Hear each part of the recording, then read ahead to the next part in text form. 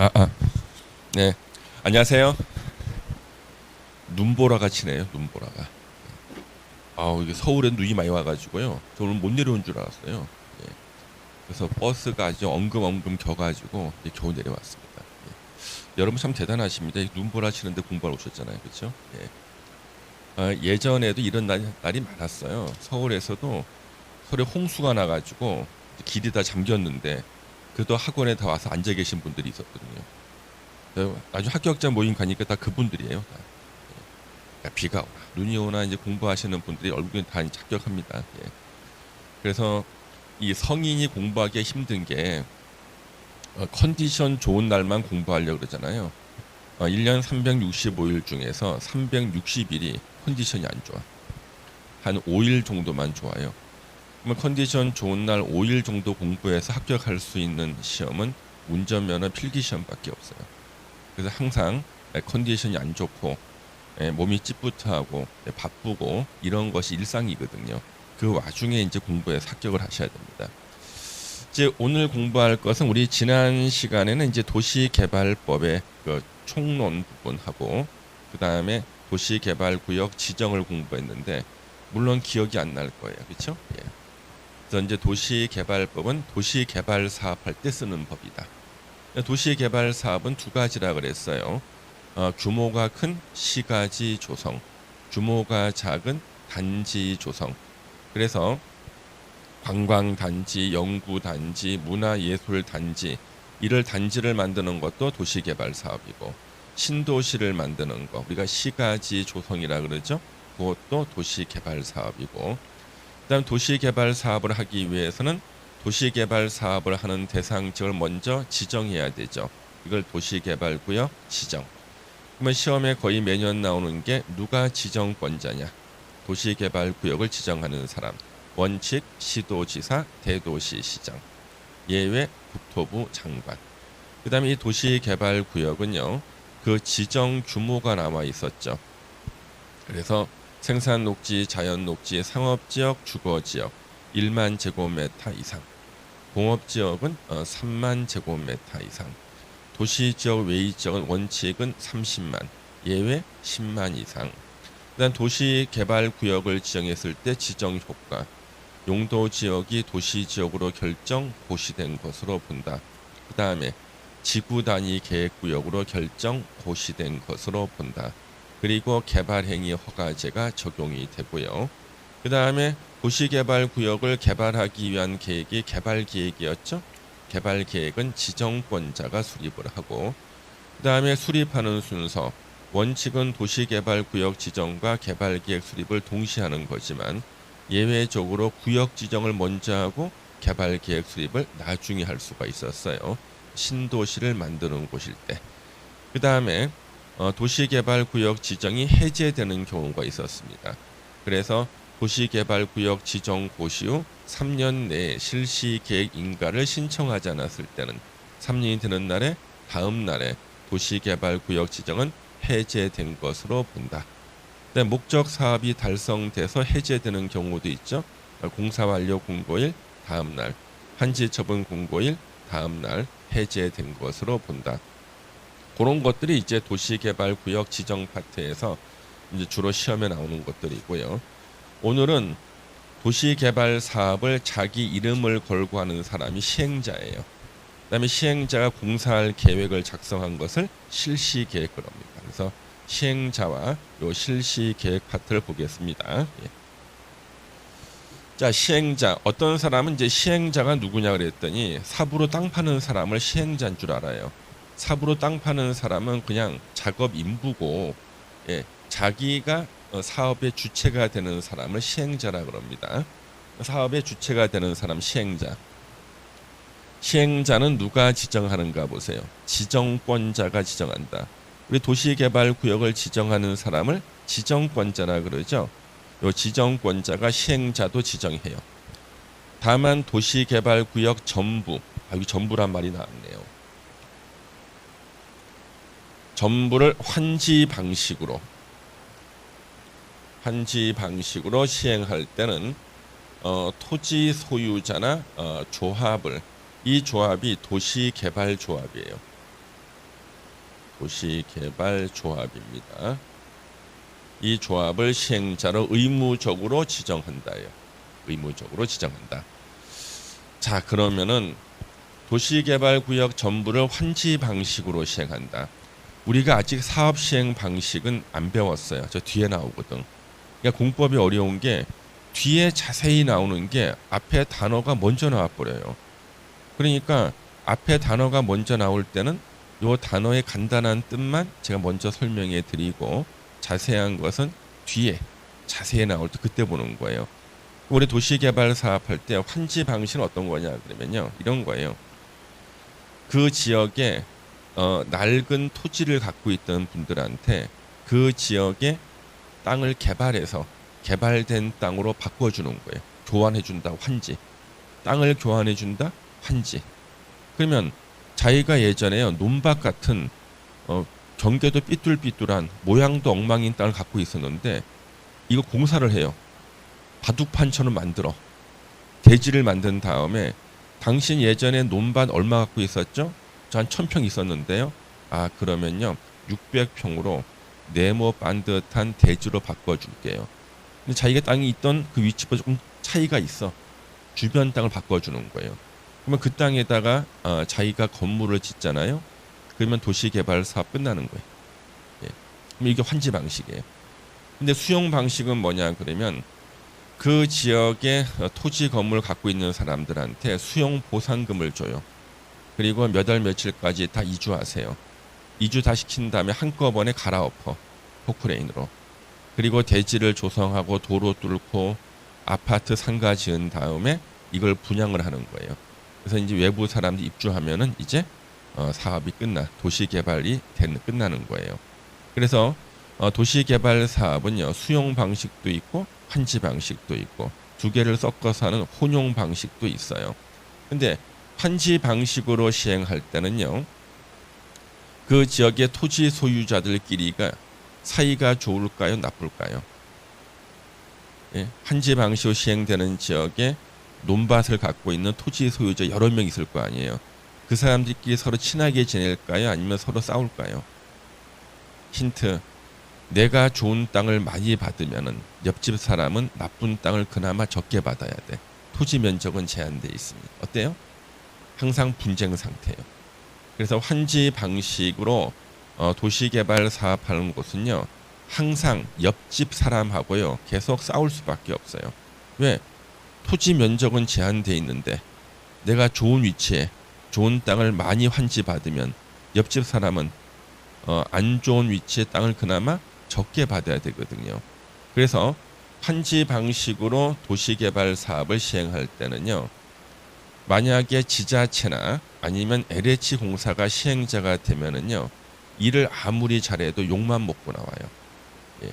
그랬을 때는 가장 좋은 게 너네들끼리 자체적으로 알아서 해봐라. 그래서 토지 소유자나 조합, 도시개발 조합을 시행자로 의무적으로 지정해요. 너네들끼리 알아서 해봐라. 근데 여기서는 조심할 게 있어요. 우리 도시개발법에서는 토지 소유자라는 말이 나올 때 있죠. 이게 두 가지 뜻으로 쓰여요. 그래서 이게 어느 뜻인가를 우리가 알아내야 돼. 토지 소유자는 두 가지 뜻입니다. 하나는 땅을 한 100평, 200평 가지고 있는 땅 주인의 의미로 토지 소유자 이렇게 불리기도 하고요. 우리 흔히 시행사라 그러죠, 여러분요. 시행사란 말 들어보셨어요? 시행사. 땅을 갖다가 막 사들인 다음에 시행사가 시공사를 선정해서 건물 짓고 분양하고 막 그러잖아요. 근데 이 시행사는요, 돈 1억 있으면 100억짜리 사업을 해요. 성공하면 다행인데 실패하면 다 수배돼, 사람들이. 예. 그래서 시행사라는 말을 우리 법에서는 절대 안 써. 법조문에는 시행사라는 말이 안 나와. 그럼 시행사 어떻게 쓰냐면, 시행사가 토지를 많이 소유하고 있잖아요. 그래서 토지 소유자라고 해. 이해되시죠? 제가 도시개발법을 처음 공부할 때는 아무도 이런 거 가르쳐주는 사람이 없고 저는 일을 하면서 알았어요. 일을 하면서 도시개발법의 토지 소유자는 두 가지 뜻이구나. 100평, 200평 땅을 가지고 있는 단순한 땅 주인도 토지 소유자. 땅을 몇천 평, 몇만 평을 사들여 가지고 사업을 하는 시행사도 토지 소유자라고 하는구나. 그래서 조문에 따라서 이 토지 소유자가 누군지를 갖다 우리는 찾아내야 되는 거예요. 예. 이건 아무도 안 가르쳐줘. 예. 자, 그러면 여기서 토지 소유자는 바로 시행사를 말해요. 시행사. 그 다음에 이제 토지 소유자들이 모여서 설립한 조합.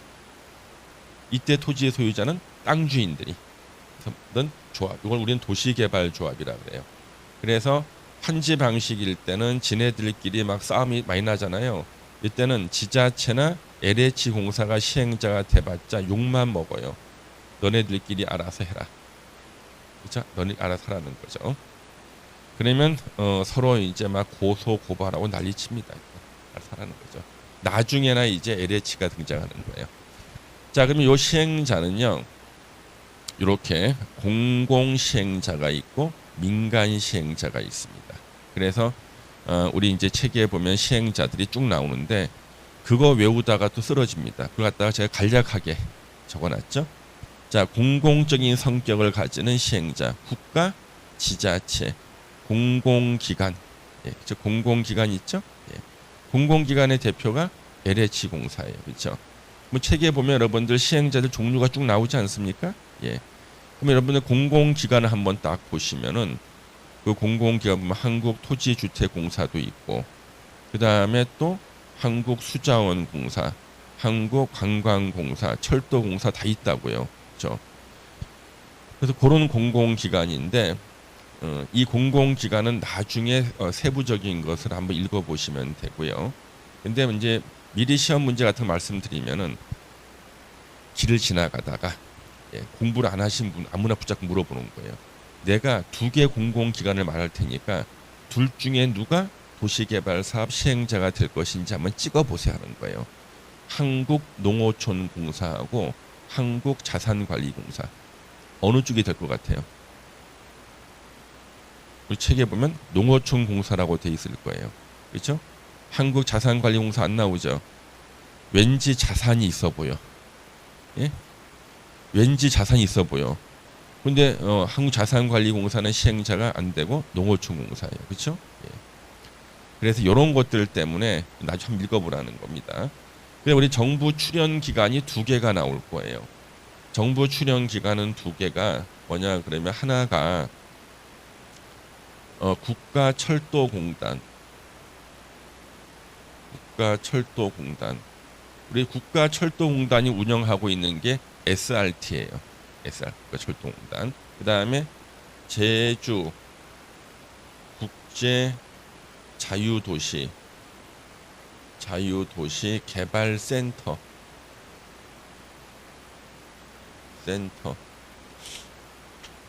이거 외우기도 힘들어. 제주 국제 자유도시 개발센터가 제주도 안에 도시개발 사업의 시행자가 돼요. 그래서 요 센터는요 직원들의 필수 교육 과목이 도시개발법이에요. 예. 그러면 참고로 우리나라에서 모든 요 공공기관하고 근데 또 지방공사는 뭐냐 그러면 각 지자체마다 도시공사라고 있어요. 경기도시공사, 용인도시공사, 성남도시공사 이런 식으로 도시공사를 우리 다 지방공사라 불러요. 도시공사가. 그러면 우리나라의 모든 공공기관하고 정부 출연기관 지방공사 직원들은 도시개발법을 공부를 해야 돼요. 그러니까 필수 과목이에요. 예. 이걸 교육받으러 어디로 오냐 그러면 서울의 지하철 3호선 경복궁역에 한국생산성본부라고 있어요. 거기서 필수 교육을 이수를 해야 돼요. 20시간을. 제가 요거 20시간 가르쳐요. 제가 그걸 전담하고 있어요. 혹시나 주변에 요런 데 근무하시는 분이 있으면은요, 제 이름을 대고 한번 물어보세요. 저는 배운 적이 있는가? 다 배웠다고. 그러면 전국의 도시개발 사업은 누가 가르친 대로 하고 있어요? 제가 가르친 대로 하고 있어요. 예. 근데 그분들한테 가르칠 때는 시험에 나온다 가르치는 게 아니겠죠?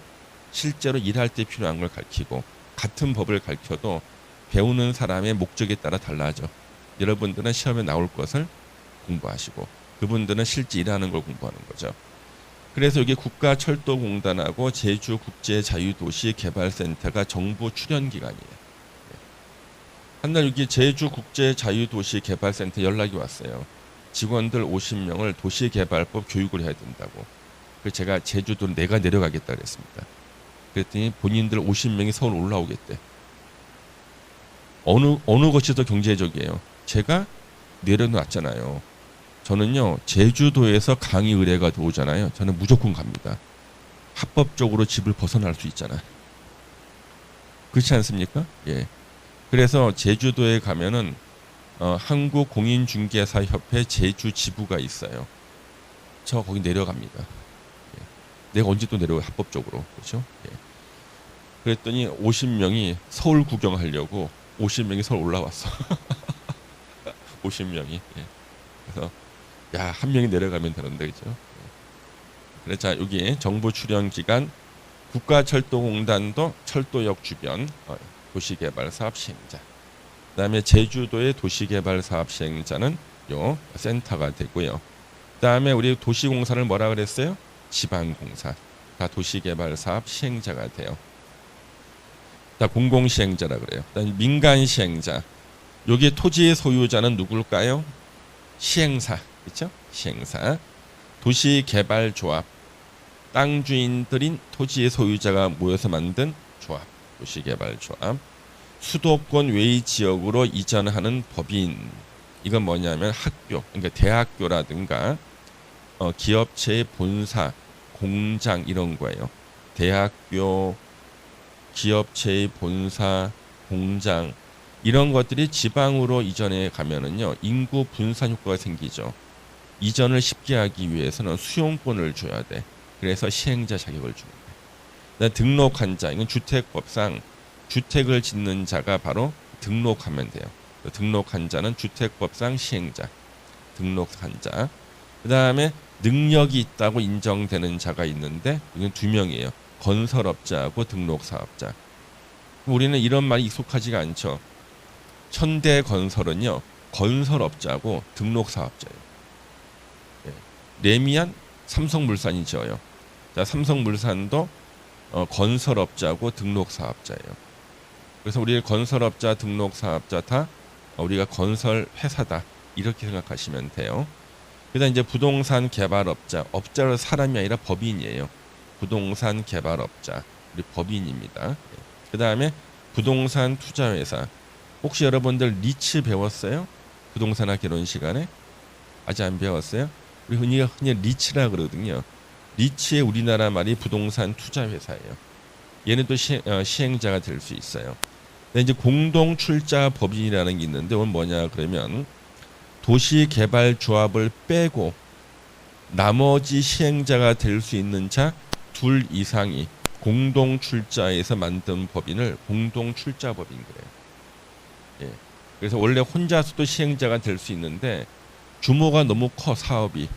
그래서 도시개발조합만 뺀 나머지 시행자 혼자도 될 수 있는 사람들이 모여서 설립한 조합, 거기 법인 공동출자법인입니다. 이 중에서 이제 시행자를 누가 지정하는 거예요? 지정권자가 지정한다는 거죠. 근데 전부를 환지 방식으로 할 때는 너네들끼리 알아서 해라. 토지 소유자나 조합을 시행자로 지정한다. 이렇게 보시면 돼요.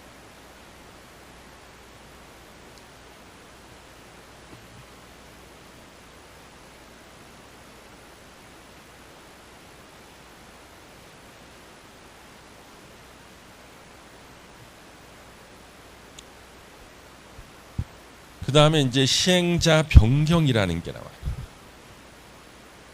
시행자 변경.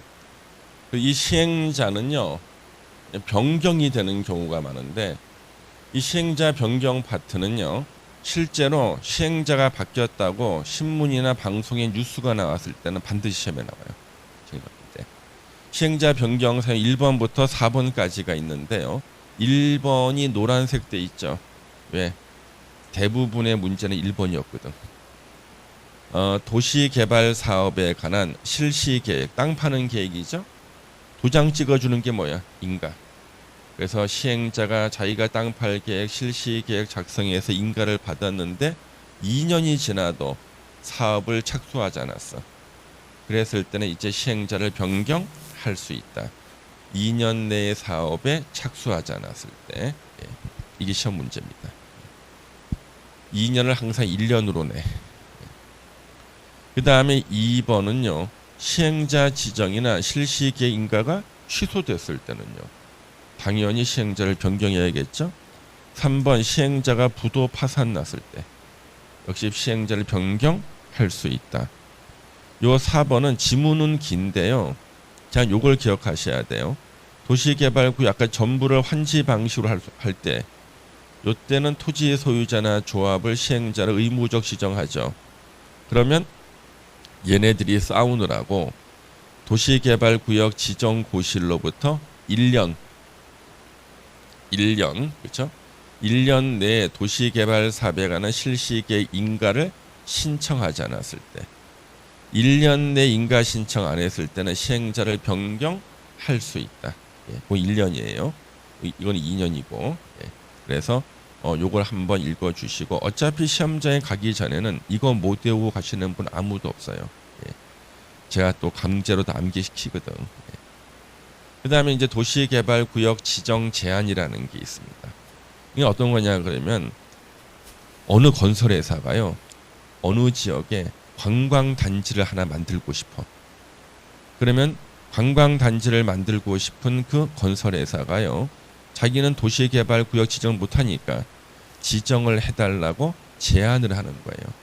이 제안이 받아들여져서 도시개발구역이 지정되면요. 그 제안을 했던 건설회사를 우선적으로 시행자로 지정할 수가 있어요. 그러니까 시행자가 되고자 하는 건설회사가 지정을 제안하는 겁니다. 그러면 지정 제안은 시행자가 될 수 있는 자, 국가, 지자체, 조합은 제외다. 예. 특별자치도지사, 시군, 구청장에게 지정해달라고 제안할 수 있다. 다만 공공기관의 장, 공공기관 대표가 뭐예요? LH공사예요. 한국토지주택공사, LH공사. 예. 사장, 정부 출연기관, 예. 아까 국가철도공단, 제주국제자유도시개발센터. 의 장은 국토부 장관, 자기하고 친하게 지내는 국토부 장관에게 직접 제안할 수 있다. 그러면 도시개발구역 지정을 제안을 하는 것은 시행자가 될 수 있는 자들이 제안하는데 시행자가 될 수 있는 자 중에 3명은 제안을 못해요. 국가, 지자체, 조합은 제외. 그러면 국가나 지자체는 왜 제안을 못할까요? 국가나 지자체는 왜 제안을 못할까요? 아니 자기가 지정하면 되지 무슨 제안을 해. 제가 도시개발법을 공부하다 모르는 게 나왔어요. 그럼 여러분들한테 제가 알려달라 그러겠습니까? 내 공부하고 말까? 내 공부하고 말지. 물어볼 사람한테 물어봐야지. 그렇죠? 그러면 국가나 지자체는요. 지네들이 그냥 지정하면 되지. 무슨 지정을 제안합니까? 그렇죠? 그래서 국가나 지자체는 지정 제안을 할 수 없게 돼 있고요. 그다음 여기 조합이 도시개발조합이거든요. 도시개발조합은 지정을 제안하는 단계에 아직 안 만들어져 있어. 없다고. 태어난 적이 없어. 그래서 도시개발조합은 지정 제안을 할 수 없다. 여기 시험 문제예요. 다음 중 도시개발구역 지정을 제한할 수 없는 자는 정답 도시개발조합. 그 다음에 공공기관의 장이나 정부 출연기관은 장은 자기하고 친하게 지내는 국토부 장관에게 직접 제안할 수가 있고요. 그 다음 여기 1번 보시면요. 제안하려는 지역이 2 이상의 시군구에 걸쳐 있다. 이럴 때는 가장 큰 면적이 걸치는 시군구에다가 제안서 제출해야 돼요. 그 다음에 제안을 받은 국토부 장관이나 특별자치도지사, 시군구청장은 제안을 거부할 것인가, 내가 받아들일 것인가, 수용 여부를 1개월 내에 제안자에게 통보해야 됩니다. 근데 이제 불가피한 사유가 있을 때는 1개월 범위 내에서 통보 기간을 연장할 수도 있어요. 자, 이제 조합을 제외한 민간 시행자, 예를 들면 건설회사죠. 건설회사가 지정 제안할 때는요. 대상구역 토지 면적 3분의 2 이상에 해당하는 토지 소유자의 동의를 받아야 돼요. 지상권자가 있으면 지상권자도 동의를 받아야 됩니다. 이게 총수 2분의 1은 안 나와요. 토지 면적 3분의 2 이상. 그러면 건설회사가 관광 단지를 만들려고 도시개발구역 지정을 제한하려고 하면요. 관광 단지가 들어설 토지 면적 3분의 2 이상 토지 소유자에게 동의서를 받아서 제한을 해야 되거든요. 그러면 이 토지 소유자들이 동의해 줄까요? 어때요? 그럼 여러분 동의해 줄 거예요? 안 해주겠죠. 어떻게 해야 돼? 실무에서는 땅을 사들여야지. 3분의 시행자가 땅을 사들여서 자기가 토지 소유자로서 동의할 수밖에 없을 거 아니에요. 그렇죠? 예. 실제로는 동의 얻어도 되고요. 근데 조합은 제한을 못하니까 조합은 제한을 못하죠. 조합은 제외. 자, 특별자치도지사 시군구청장은 제한자하고 협의해서 건설에서 협의해가지고 도시개발구역 지정을 위해서 필요한 비용의 전부나 일부를 그 제한자 건설회사한테 부담시킬 수 있다. 네가 제한했으니까 들어가는 비용은 네가 부담해라. 그렇죠? 이런 뜻이죠. 그 다음에 요거 아주 골치 아픈 게 나왔습니다. 도시개발조합이 나왔습니다. 도시개발조합. 도시개발조합은 거의 매년 시험 나와요. 이거 거의 매년 나옵니다. 근데 제가 예전에요. 이게 10년 내리 나왔었거든 시험에. 10년간 내리 나와서 이거 올해 시험에 안 나오면 나는 창문 열고 뛰어내린다 그랬거든요. 그게 안 나왔어. 그 다음부터 내가 절대 그런 얘기 안 해요. 다행스럽게 그 학원이 1층에 있었거든요. 괜찮긴 한데 우리는 여기 6층이라서 제가 자신이 없어. 뛰어내리는 게 6층이라서. 그래서 어쩔 수 없이 제가 이거는 거의 시험에 나온다 이렇게 강의합니다. 옛날처럼 그냥 안 나오면 뛰어내리겠다 말은 못하고. 그러면 도시개발조합이 왜 거의 매년 시험 나오냐 그러면 이유가 있어요. 도시개발조합이 시행자가 되는 경우는 거의 다 환지 방식이에요. 그러니까 환지 방식만 다 시행자가 돼 법에. 그래서 그러니까 환지 방식으로 할 때만 시행자가 될 수가 있어요. 뭐 환지 방식이라고 무조건 조합이 되는 건 아니고 여기 조합이 시행자가 될 수 있는 경우는 환지 방식밖에 없다고. 그래서 조합이 시행자가 될 수 있는 것은 환지 방식밖에 없는데 조합이 시행자가 되면은 거의 다 사고를 내요. 그러니까 도시개발조합이 시행자가 되는 경우가 흔하진 않은데 그 흔하지 않은 몇 가지 경우만 해도 다 사고를 낸다. 그래서 하도 골치가 아파가지고 이게 문제가 많이 돼서 시험에 거의 매년 나오는 겁니다. 도시개발조합을 설립해야 돼요. 자, 설립 절차. 조합을 설립하려면 도시개발구역의 토지 소유자 7명, 이것도 시험에 나와요. 5명으로 나와. 7명이야. 7명. 왜 7명입니까? 도시개발조합이 몇 글자예요? 6글자죠. 그래서 한 명 더 해서 7명을 세워놓고 등에다가 한 글자씩 써. 도시개발조합 끝에 점을 찍어. 7명이야. 이거 기억해놔야 돼. 시험에 5명으로 나오거든. 예? 그래서 도시개발조합을 설립할 때는 토지 소유자 몇 명? 7명. 7명 세워놓고 등에 한 글자씩 쓰고 마지막에 점을 찍는다. 7명. 지금 우시는 분들 시험지 받았을 때 이거 5명으로 딱 나와서 틀린 거 찾기. 하도 몇 명이 많이 나와가지고 여러분들이 외운다는 보장을 못합니다. 7명 이상이 정관을 작성해서 지정권자에게 조합 설립 인가를 받아야 된다. 인가권자 누구예요? 지정권자. 도시개발구역을 지정한 사람이 조합 설립 인가도 내줘요. 인가 받은 사항을 변경하려면 다시 인가를 받아야 됩니다. 그리고 공법에서는 변경이라는 단어가 나오면 원칙으로 돌아간다. 허가 받은 거 변경은 다시 허가. 인가 받은 거 변경은 다시 인가를 받아야 되죠. 그런데 경미한 사항 변경은 우선 신고만 하면 됩니다. 경미한 사항 변경은 신고만 하면 된다. 이 중에 시험에 1번이 무수히 많이 나왔어요. 주된 사무소 소재지 변경. 신고만 하면 된다. 그러면 주된 사무소 소재지 변경은 뭐냐 그러면 도시개발조합 사무실을 이사 간 거예요. 이사 갔다고 임대기간 만료돼서. 근데 이사 가는데 인가 새로 받으라 그러면 인가 못 받으면 이사 못 가잖아요. 이게 말이 안 되죠. 그래서 주된 사무소 소재지 변경은요 어떻게 하는 거예요? 신고만 하면 돼. 근데 이걸 왜 이렇게 시험에 많이 내냐 그러면 앞에 주된이란 말이 나오죠. 주된이란 말이 나오는데 경미해. 그래서 시험에 내는 거예요. 네, 주된이란 말이 나오는데도 경미해. 그 다음에 이제 요즘에 요 2번을 내려고 그래요. 2번. 공고 방법을 변경하려는 경우. 이 뭐냐 그러면 처음에 도시개발 조합을 만들 때는 사람들이 경험이 없잖아요. 엉뚱한 짓을 한 거야. 어떻게 하냐 그러면 경험이 없다 보니까 도시개발 조합에서 각종 공고를 해야 되는 게 많아요. 많잖아요. 공고할 때. 신문에다가 일간 신문에 공고를 한다고. 일간 신문은 공고문 짧은 거 하나를 갖다가 내는데 250만 원이야. 하다 내는 거. 1년에 4번만 공고하면 1000만 원이라고요.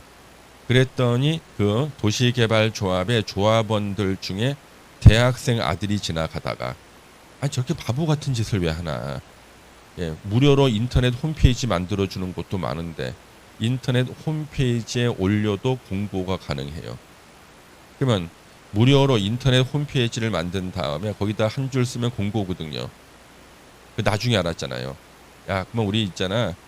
인가 받은 것은 공고 방법을 신문에 일간 신문에 공고한 우리 인가 받았지만 바꾸자. 공고 방법을 어떻게 인터넷 홈페이지에 공고하는 걸로. 근데 이걸 인가를 새로 받으라 그러면 힘들죠. 그래 어떻게 하는 거야? 이것은 신고만 하는 거예요. 실제로. 그래서 1번이 무수임에 나왔다. 이제 2번을 기습적으로 낸다. 예, 보시면 되겠습니다. 신고.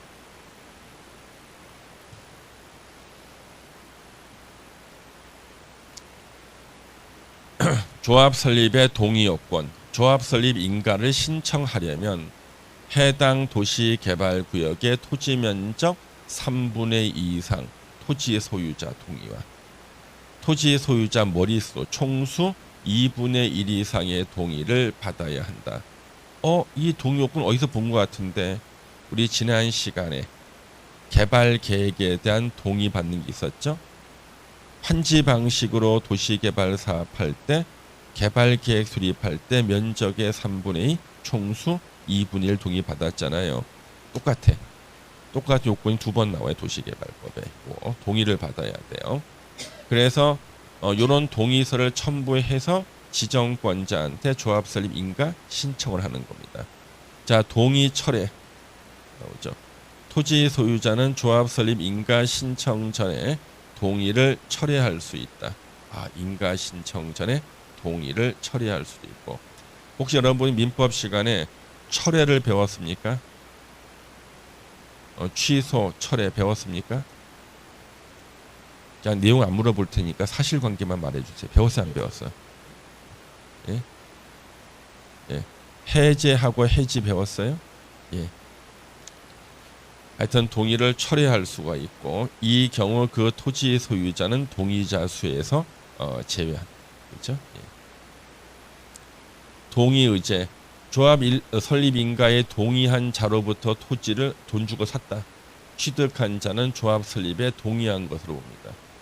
다만 토지를 취득한 자가 인가 신청 전에 동의를 철회한 경우에는 동의한 것으로 보지 않는다. 조합 설립 등기. 자, 우리 도시개발조합은 명칭은 조합이지만 법으로는 법인이에요. 법적으로는.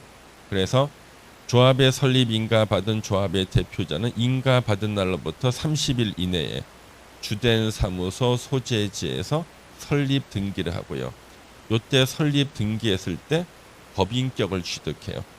요때 설립 등기할 때 이 조합이 성립하는 거예요. 그래서 법인의 권리 능력 취득 시기는 설립 등기했을 때예요. 법인입니다. 자, 조합의 구성, 조합원. 조합의 조합원은 도시개발구역의 토지 소유자랍니다. 이때는 이 토지 소유자를 갖다 우리는 이제 당연조합원이라는 말을 써요. 당연조합원. 이게 무슨 뜻이냐 그러면요. 아까 우리 도시개발조합 설립할 때 동의하지 않는 사람이 있을 수 있죠. 동의 안 하는 사람이 있어도 일단 도시개발조합이 성립이 되면요. 무조건 강제로 조합원 되는 거예요. 왜? 동의 안 하는 사람의 땅을 빼놓고는 사업을 할 수가 없잖아요. 그래서 나는 도시개발조합 설립에 동의한 적 없어. 야, 도시개발조합이 이제 설립 등기까지 끝냈대. 자동으로 조합원 되는 거예요. 예. 그래서 내가 반대했다고 해서 조합원이 안 되는 게 아니라 예, 성립이 되면 자동으로 토지 소유자들은 다 조합원 돼버리는 거예요. 이걸 시험에서 물어봤죠. OX로 대답해 보세요. 조합 설립에 동의하지 아니한 자는 도시개발조합의 조합원이 되지 않는다. X. 보시면 나온 거예요. 당연조합원. 자, 조합의 임원은 조합장 1명 그리고 이사, 감사가 있습니다. 이사, 감사. 이사하고 감사가 있고요. 조합의 임원은 의결권을 가진 조합원이어야 된다. 아니, 의결권이 없는 조합원도 있습니까? 조합 정관에 각종 징계를 받아서 의결권이 없을 수도 있잖아요. 그렇죠? 의결권이 있는 가진 조합원이고 정관으로 정한 바에 따라서 총회에서 선임하고요. 조합 임원은 그 조합의 다른 임원이나 직원을 겸할 수 없다. 그러니까 조합 이사가 감사를 겸하거나 이거 안 된다는 거죠. 조합 내부에서의 겸직, 금지. 다음 어느 하나에 해당하는 자는 조합 임원이 될 수 없다. 이것이 바로 결격 사유예요. 피성년 후견인. 요거는 이제 피한정 후견인입니다. 피한정 후견인 또는 미성년자. 그럼 여러분들 민법 시간에 배웠죠? 예, 제한 능력자 배웠죠? 그래서 피성년 후견인, 피한정 후견인, 그 다음에 미성년자는 임원이 될 수 없다. 임원의 결격사. 그다음 파산 선고받고 복권되지 아니한 자, 금고 이상의 형을 선고받고 점점점인 자. 금고 이상.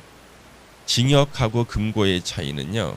징역은 교도소에 감금하고 강제 노역을 시키는 게 징역이고요.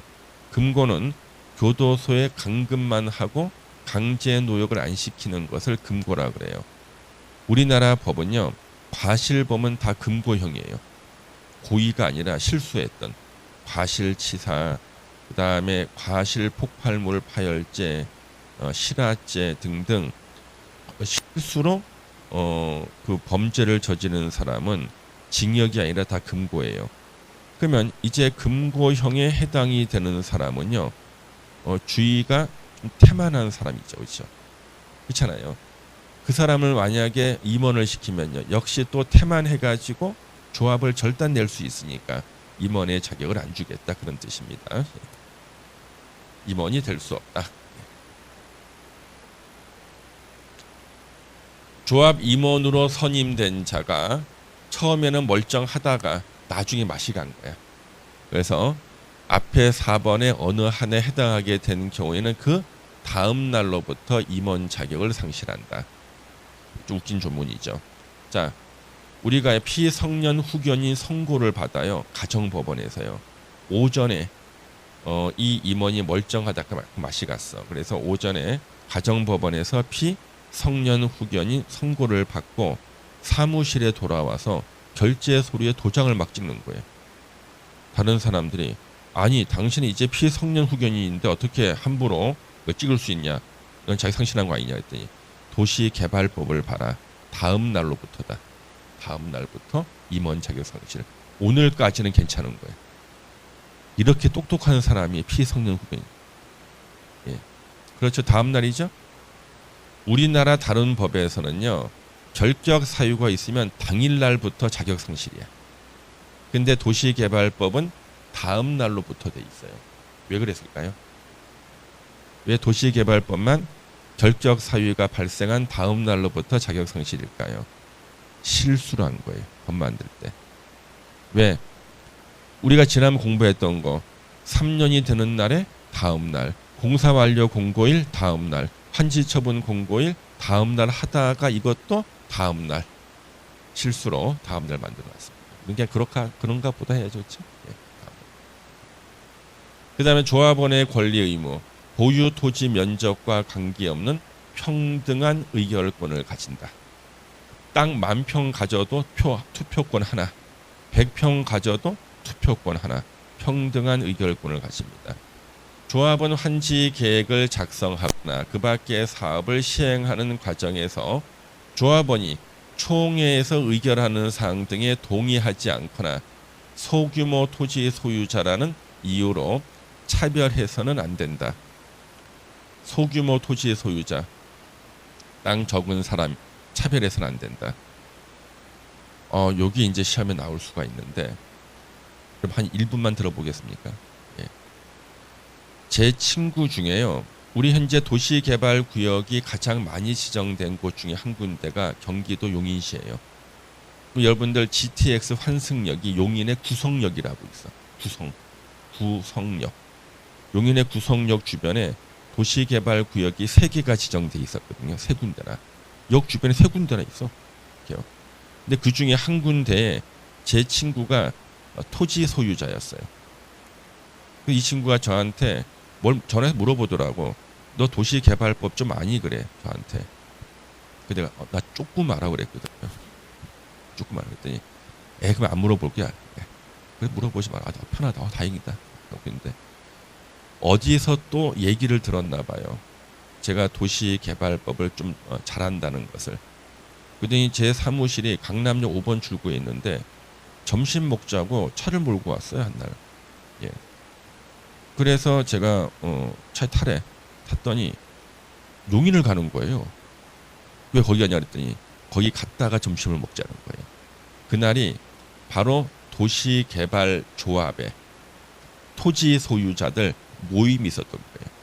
토지 소유자들 회의처럼. 그 어디서 했냐 그러면 용인의 그 구성역이라는 지하철 옆에요. 뿅의 전설이라는 중국집이 있어요.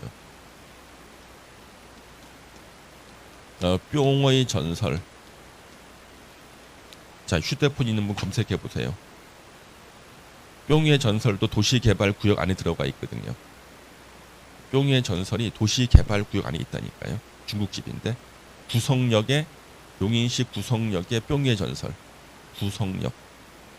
용인시 구성역 뿅의 전설. 위치가 바로 도시개발구역이에요. 뿅의 전설. 있는가 한번 보세요. 찾으면 알려주세요.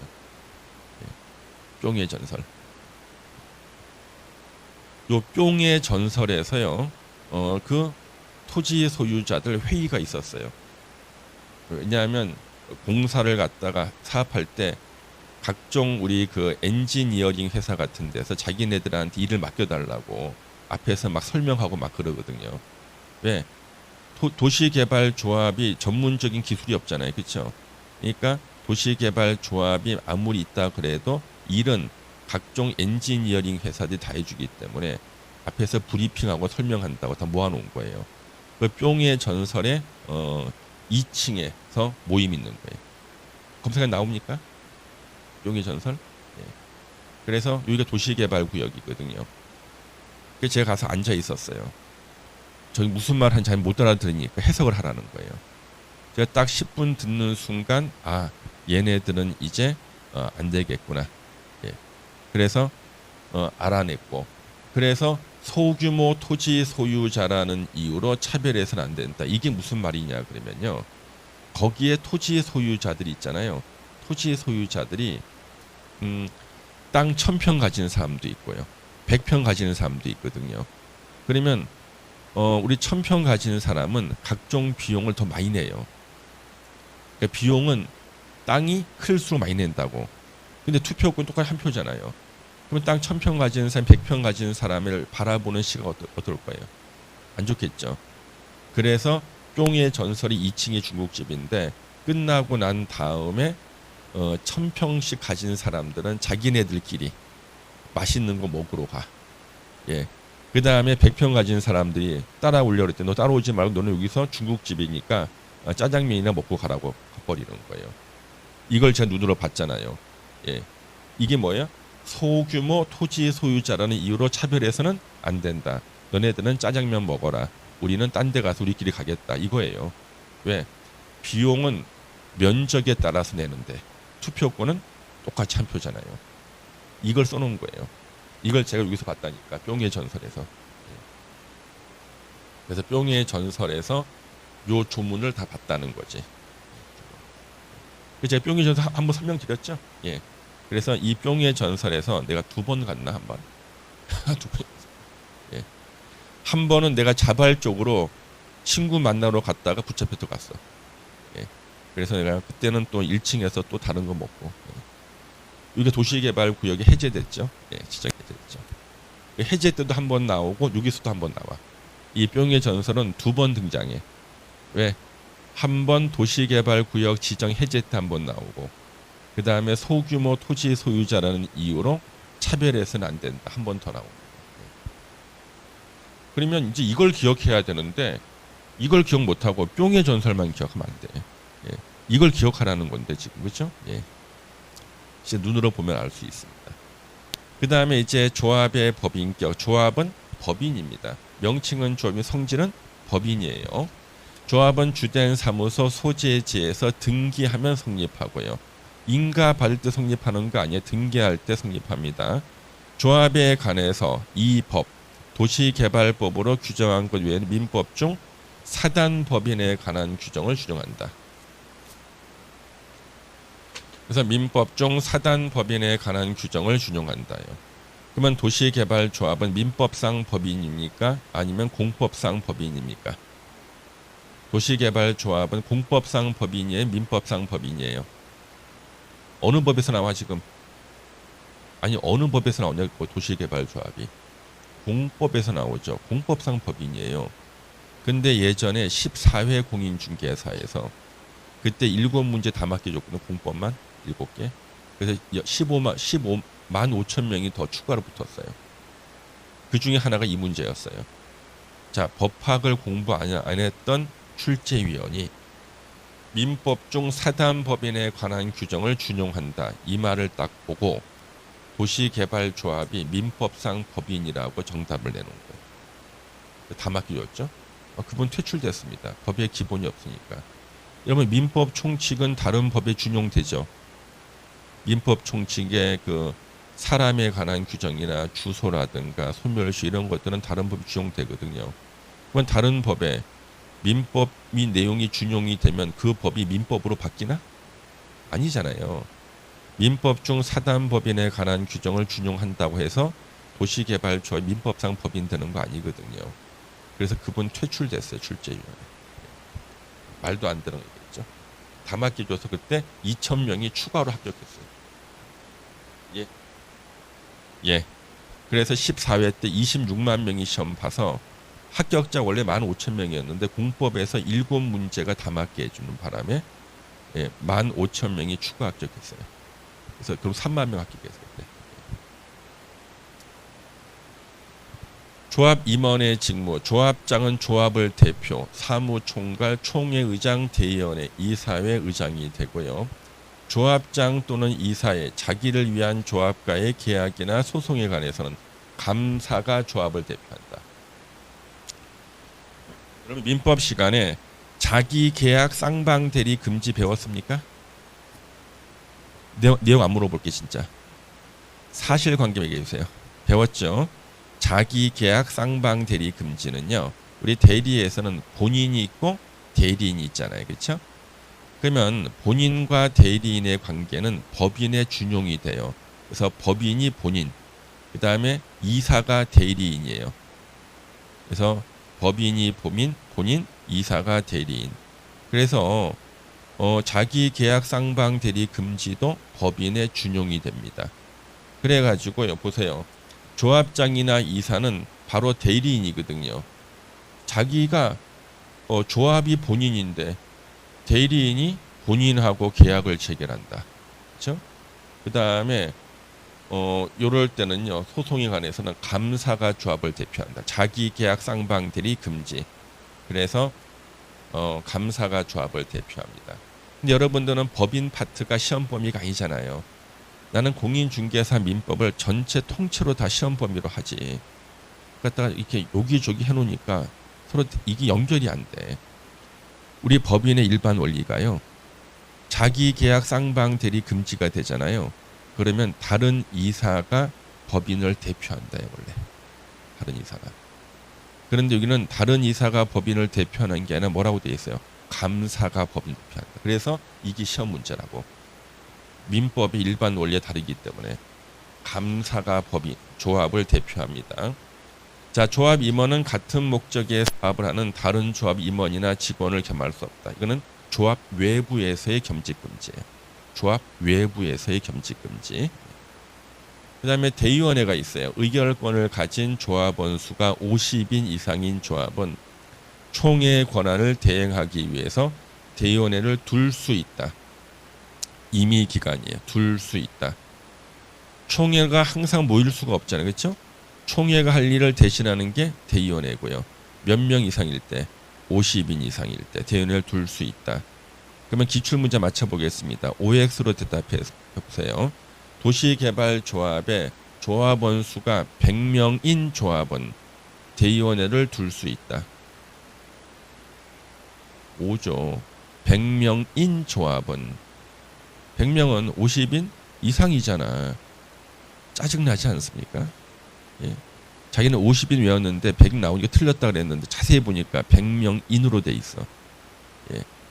우리 도시개발법 출제하시는 교수님 중에 한 분이 그런 분이 계셔요. 한 분이. 누가 낸지도 알겠어. 딱 보는 순간. 이건.